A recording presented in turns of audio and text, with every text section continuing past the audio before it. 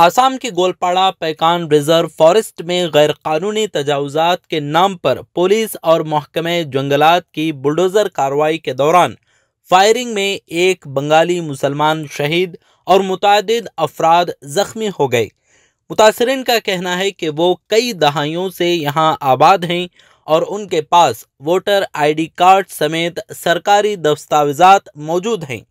आसाम में बीजेपी हुकूमत के दौर में ये 5वीं बड़ी बुलडोज़र कार्रवाई है, जिसमें गुज़िश्ता 2 सालों में 5,500 से ज़ायद मुस्लिम ख़ानदान बेघर हो चुके हैं। बंगाली बोलने वाले मुसलमानों ने बुलडोज़र कार्रवाई के ख़िलाफ़ ज़बरदस्त एहतजाज किया, जिसमें उन्होंने कहा कि उनके आबा व अजदाद यहाँ 80 साल से रह रहे हैं। उनका इल्ज़ाम है कि बीजेपी हुकूमत ने उन्हें बांग्लादेशी करार देकर निशाना बनाया है। পাব্লিক সব ফায়ারিং কৰি আছে, ফাঁকা গুলি মাৰি আছে, মাইকী বিলাকো পিঠাই আছে। আপোনালোকে চাওক, লাইভটো চাওক, পুৰা গুলি ফায়াৰিং কৰি আছে,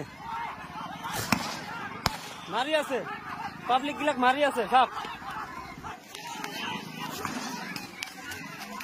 চাওক, মাৰি আছে।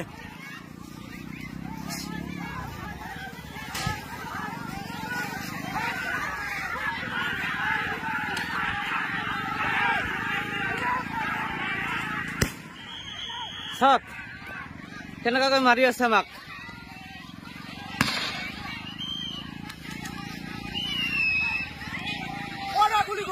গুলি চালনা কৰি আছে, আমাক গাঁৱৰ পৰা দাউৰি দাউৰি ওলাই দি আছে, ঘৰে ঘৰে সোমাই মাৰি আছে। চাওক আপোনালোকে।